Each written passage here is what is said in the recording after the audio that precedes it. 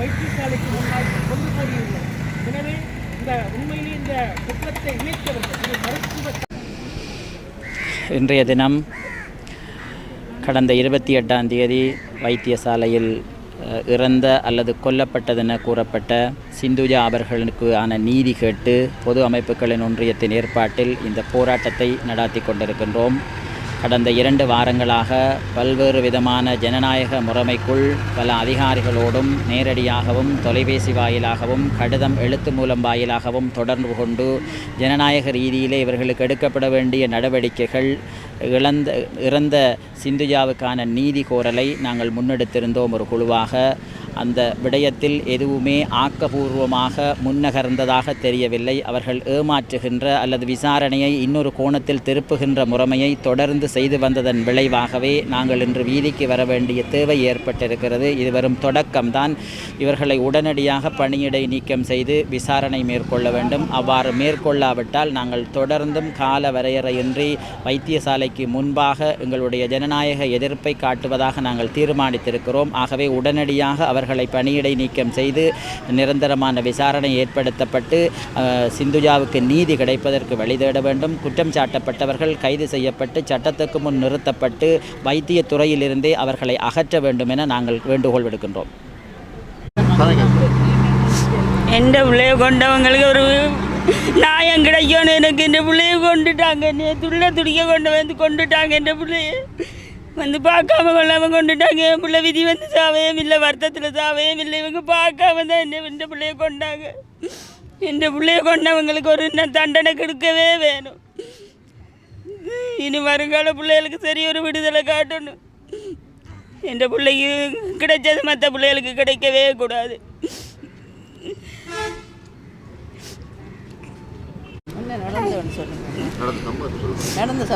என் பிள்ளைய வீட்டில் இருந்து நான் 1 மணிக்கு கொண்டு வந்தார்.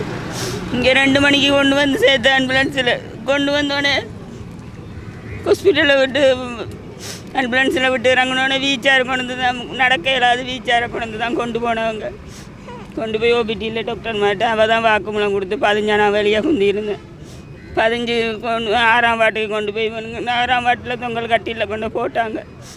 போட்டுட்டு அப்போ மிஸ் கேட்டால் என்ன பிரச்சனைனா நாங்கள் பிரச்சனையை சொன்னோம். அப்போ போய் நீங்கள் கழுவியெல்லாம் துப்புரை வாங்கன்னு சொன்னாங்க. கழுவி துப்புரை பண்ணிட்டு வந்தோன்னே முன்கட்டில் போட்டாங்க. முன்கட்டில் போட்டு என் பிள்ளைக்கு ஒன்றுமே இதில் ஆக்சிஜன் இந்த இது ப்ரெஷர் பார்க்குற மிஷினை மட்டும் கூட்டினாங்க. பிபி பார்க்குறதையும் போட்டுட்டு அவள் மிஸ்மார்களெல்லாம் அங்கே ரூமுக்குள்ளே இருந்து அதை தான் பார்த்து கொண்டே இருந்தாங்க. விடிய மட்டும் என் பிள்ளைக்கு ஒரு டாக்டர்மார் வரையும் இல்லை, பிள்ளைய பார்க்கையும் இல்லை. 6 மணிக்கு எழும்பி திருப்பி அந்த பிள்ளைக்கு பிளட் போக தங்கிருச்சு. நான் கூப்பிட்டு சொன்னதில் கூட்டிக்கிட்டு இருந்த மிஸ்மார்கிட்ட சொன்னேன், பாருங்கள் ராத்திரி கொண்டு இன்னும் இந்த பிள்ளைக்கு ஒரு இதுவுமே பார்க்க இருந்தால் பாருங்கள் திரும்ப பிளட் போகுது, என்னத்துக்காக நாங்கள் என்னத்துக்கு ராவு கொண்டு வந்தோம் பிள்ளையன்னு.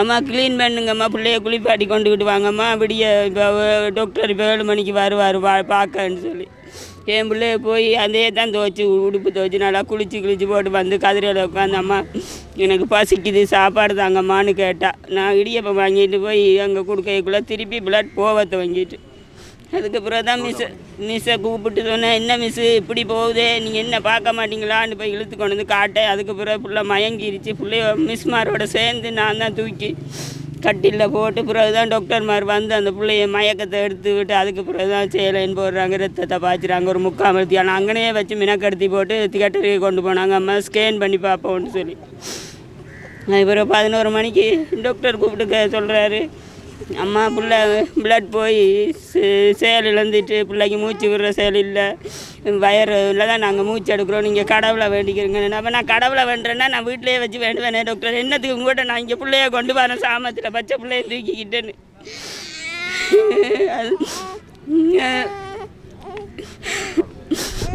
அனைவருக்கும் வணக்கம். நாங்கள் ஏன் இங்கே கூடி நிற்கிறோம்னு சொன்னால், இன்றைக்கு நாங்கள் ஒரு நீதியை கேட்டு இதில் நிற்கிறோம்.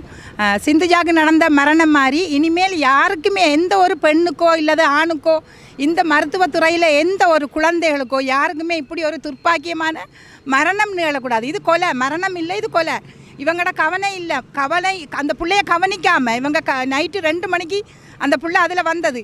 அந்த 2 மணியிலேருந்து விடியப்புறம் 6 மணி வரைக்கும் இந்த பிள்ளைய யாருமே பார்க்கல. அந்த தாயும் ஓடி ஓடி ஒவ்வொருத்தராக இழுத்து வாங்க இந்த பிள்ளைய பாருங்கள், இந்த பிள்ளைய நிலைமையை பாருங்கன்ட்டு அந்த தாயை அதில் கிடந்து கத்தி கூட யாருமே அதில் டியூட்டியில் இருந்த டாக்டர் என்ன செய்தார்?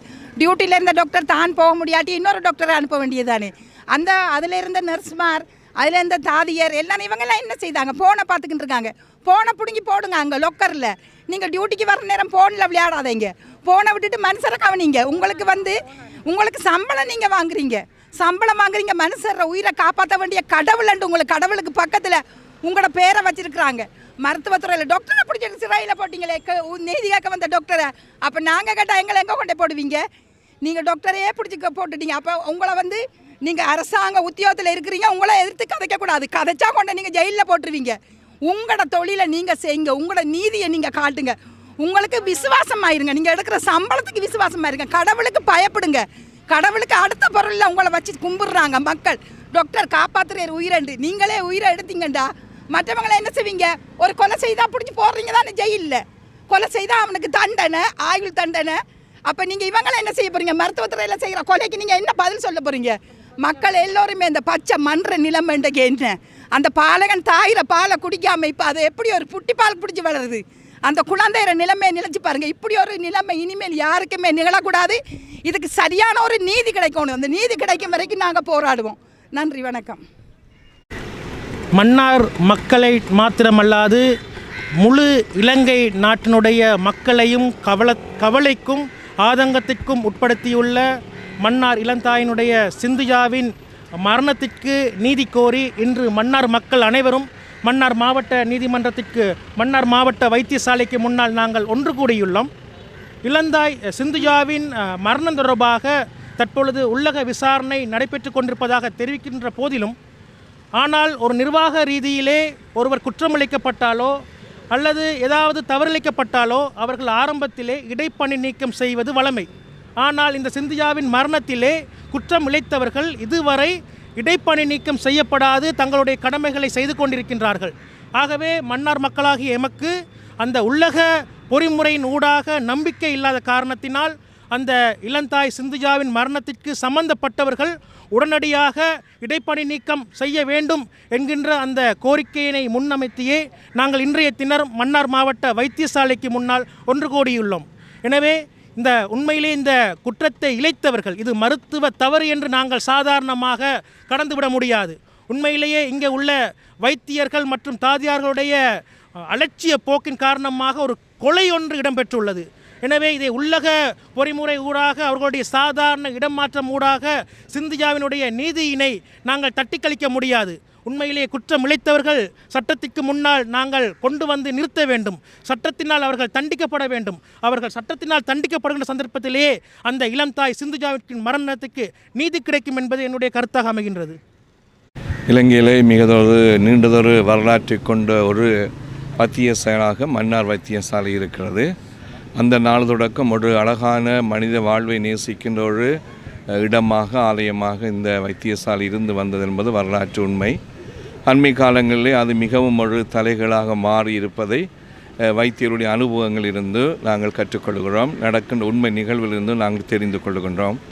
அவை எங்களுடைய சகோதரி சிந்துஜா இறந்து போனது மிகப்பெரிய ஒரு கவலைக்குரிய விடயமாக இருந்தால் இந்த இடத்துல சில உண்மைகளை சொல்ல விரும்புகின்றேன்.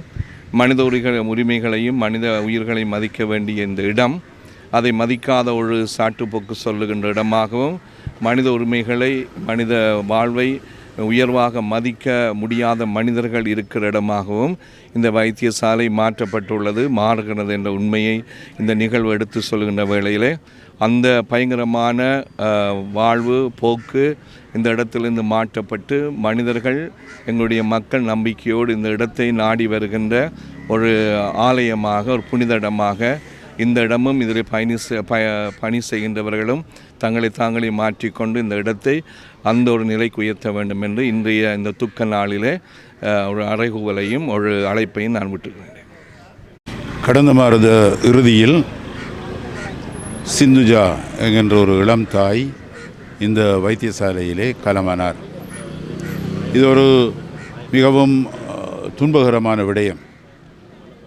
இந்த விடயத்தை சில பேர் மரணம் என்று சொல்வதை விட படுகொலை என்று வர்ணிக்கிறார்கள். ஆனால் இந்த வைத்தியசாலையிலே இது முதல் தடவையல்ல, இதற்கு முன்னரும் பல முறைகேடான விஷயங்கள், கவனிப்பு குறைவான விடயங்கள் வந்திருக்கின்றன. இந்த விடயத்தை நாங்கள் மிகவும் கரிசனையோடு பின்பற்றி கொண்டிருக்கிறோம். இந்த பொது அமைப்புகளின் ஒன்றியம் இங்கு விசாரணைகள் நடைபெறுகின்றதா என்பதை ஆராய்ந்து விசாரித்து அதை ஊக்குவித்து கொண்டிருக்கின்றோம். ஆனால் எங்களுக்கு இப்பொழுது கிடைக்கின்ற தகவலின்படி 2-3 மட்டத்திலே விசாரணைகள் நடைபெற்று கொண்டிருக்கின்றன, சில முடிந்துவிட்டன. மாகாண மட்டத்திலே நடந்த விசாரணையின் பொருட்டும் அவர்கள் கொடுத்த தீர்ப்பின் பொருட்டும் இவர்களுக்கு உள்ளக இடமாற்றம் என்ற தகவல் எங்களுக்கு வந்து கொண்டிருக்கின்றது. அது நாங்கள் ஏற்றுக்கொள்ள முடியாததொன்று. இந்த குற்றங்களை இழைத்தவர்கள் மற்றவர்கள் நீதி கிடைக்குதா என்று பார்க்கும் அளவுக்கு நீதியை அமுல்படுத்த வேண்டும், நீதி வெளிப்படையாக கிடைக்கின்றதா என்றும் பார்க்க வேண்டும். ஆகவே இந்த தீர்ப்பில் எங்களுக்கு சம்மதம் இல்லை. சரியான தீர்ப்பு, பிழைவிட்டவர்களுக்கு சரியான நீதி நேர்மையான தண்டனை கொடுக்க வேண்டும் என்பதை நாங்கள் இந்த நேரத்திலே வலியுறுத்தி நிற்கின்றோம். நன்றி. இதை பற்றி நாங்கள் இன்று ஒரு சிறிய காண்டனம் ஒன்றை வைக்கின்றோம். அது இந்த வைத்தியசாலையில் வைத்தியர்களின் கவன இனத்தினால் எந்த உயிரும் பறிபோகக்கூடாது. அது ஒரு குழந்தை, ஒரு தாய் சம்பந்தப்பட்டது. எனவே இந்த வைத்தியசாலையில் நீதி வேணும் எங்களுக்கு. வைத்தியராக இருந்தாலும் நல்ல வேலை செய்கிற வைத்தியர்கள் இருக்கிறாங்க, அசட்டை இனமான ஆட்களும் இருக்கிறார்கள். எனவே மனச்சாட்சியின்படி வேலை செய்கிற வைத்தியர்கள் இந்த மன்னார் மக்களுக்கு உதவும்படி இந்த மக்கள் சார்பாக நாங்கள் இந்த இடத்துல ஒன்று கூடியிருக்கின்றோம். எனவே மக்களுக்கு நீதி கிடைக்க வேண்டும். வைத்தியத்துறையில் இன்னும் அவர்கள் அசட்டை இனத்தை விட்டு விலக்கி மக்கள் அனைவரும் தங்களுடைய ஏழை மக்கள் மன்னார் ஆஸ்பத்திரிக்கு வர்றது கூட. அப்போ ஏழை மக்களை நாங்கள் கருணை கொண்டு முதலாவது அங்கே இருக்கிற ஆட்கள் மென்போடும் இரக்கத்தோடும் மக்களை அணுக வேண்டும். உடனே செய்ய வேண்டிய சிகிச்சையும் இருக்குது, காலம் தாழ்த்துற சிகிச்சையும் இருக்குது. உடனடியாக செய்ய வேண்டிய சிகிச்சையை அவர் உடனடியாக செய்து இந்த இனிமேல் இப்படிப்பட்ட நிகழ்வுகள் இங்கே நடைபெறாமல் பாதுகாப்பது அரச கடமை, இங்கே இருக்க வைத்தியர்களின் கடமை. இதை நாங்கள் பணிவன்புடன் கேட்டுக்கொள்கிறோம்.